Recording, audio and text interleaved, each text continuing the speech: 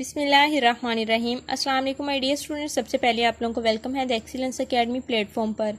Dear students, आज हमें discuss करने हैं फर्स्ट ईयर बायोलॉजी का चैप्टर 5 लेक्चर 13 है हमारा, और आज का हमारा टॉपिक है एड्स। डियर स्टूडेंट्स, इस टॉपिक से रेलिवेंट जितने भी शॉर्ट क्वेश्चन, एमसीक्यूज या लॉन्ग क्वेश्चन होंगे वो भी हम साथ साथ डिस्कस करेंगे। लेकिन उससे पहले आप लोगों से रिक्वेस्ट है कि अगर आपने अभी तक मेरे चैनल को सब्सक्राइब नहीं किया है तो काइंडली आप मेरे चैनल को लाइक शेयर एंड सब्सक्राइब कर दें। Thank you so much. AIDS को एक्वायर्ड इम्यूनो डेफिशिएंसी सिंड्रोम भी बोलते हैं। सिंड्रोम का मीन होता है कलेक्शन ऑफ डिजीज, यानी कि जब बहुत सारे डिजीज इकट्ठी हो जाएं तो उसे हम सिंड्रोम बोलते हैं। इंट्रोडक्शन की बात करते हैं डियर स्टूडेंट्स।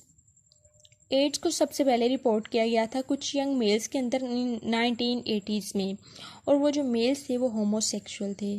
होमोसेक्सुअल का मीन्स है कि मेल मेल का आपस में सेक्सुअल कॉन्टैक्ट और फीमेल फीमेल का आपस में सेक्सुअल कॉन्टैक्ट। ये आपने बातें एमसीक्यूज के लिहाज से याद रखनी है। लेकिन कुछ ही देर के बाद, कुछ ही अरसा के बाद, एड्स उन लोगों के अंदर भी, उन मेल्स के अंदर भी देखा गया जो कि नॉन होमोसेक्सुअल थे, जिनमें होमोसेक्सुअलिटी नहीं थी। ये बातें एमसीक्यूज के लिए हैं। अब बात करते हैं डिस्कवरी ऑफ एड्स एजेंट की।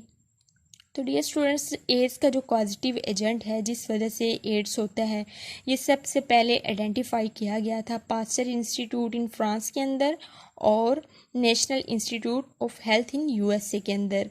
ये भी एमसीक्यूज हैं। वायरस को नेम दिया गया जो कि वायरस काज करता है एड्स को 1986 के अंदर, HIV human immuno deficiency virus. ये भी एमसीक्यूज है।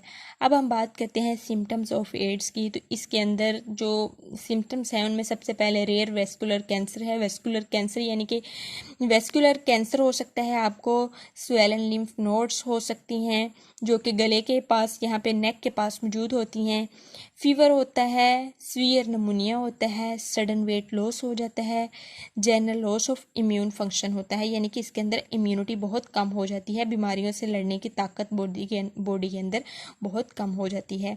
ये सारी सिम्टम्स आपने 2 मार्क्स के शॉर्ट क्वेश्चन के लिए और एमसीक्यूज के लिए याद रखनी है। अब बात करते हैं कि ट्रांसमिट कैसे होता है, स्प्रेड कैसे होता है HIV। तो डियर स्टूडेंट्स, ये ब्लड ट्रांसफ्यूजन से होता है, यानी कि अगर एक कोई पेशेंट है उससे ब्लड लिया गया है तो ब्लड जो दूसरे पर्सन को लगाएंगे उसमें भी ये ट्रांसफ़र हो जाएगा। और फिर कंटेमिनेटेड नीडल्स, ये जो सिरिंजेस या नीडल्स वगैरह यूज़ की जाती हैं, एक ही सिरिंज से 2-3 लोगों को जो इंजेक्शन लगा देते हैं, इस तरह भी अगर किसी को HIV है तो वो दूसरे लोगों के अंदर भी ट्रांसफ़र हो सकता है।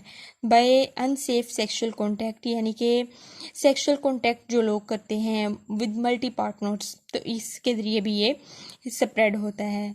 From mother to child during breast feeding, breast feeding के दौरान भी ये ट्रांसमिट होता है। कंटेमिनेटेड यूटेंसिल्स, यानी कि जो कंटेमिनेटेड बर्तन होते हैं हमारे पास, गंदे बर्तन होते हैं, उनसे भी ये एक से दूसरे को लग जाता है।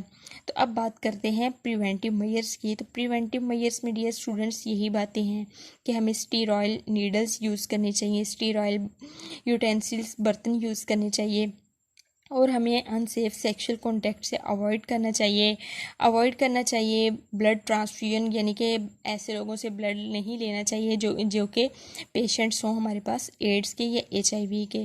तो ये आपने सारा जो है एमसीक्यूज के लिहाज से जो बातें बताई हैं वो याद रखनी है, और ये आपको एक पूरा शॉर्ट क्वेश्चन भी आ सकता है, 5 मार्क्स का लॉन्ग क्वेश्चन भी आ सकता है। तो होप्स स्टूडेंट्स आपको लेक्चर समझ आया होगा। काइंडली आप चैनल को लाइक शेयर एंड सब्सक्राइब करें। Thank you so much. अल्लाह हाफिज़।